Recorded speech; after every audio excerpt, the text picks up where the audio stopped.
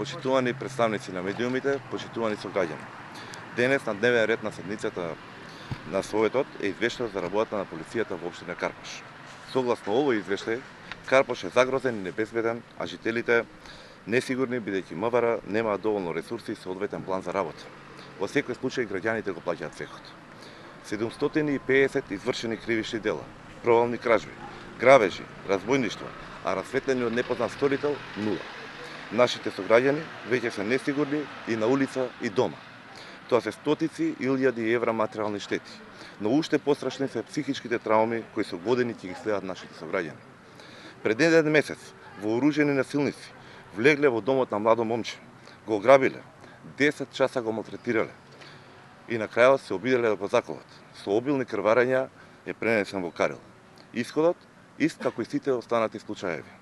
Насилниците се непознати и оставени на слобода.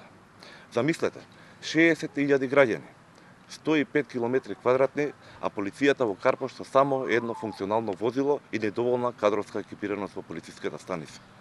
Зошто Карпош е оставен на милост и немилост од страна на државата и МВР? Ние нема да дозволиме Карпош да се претвори од најпосакувана општина за живење во оаза на криминалот.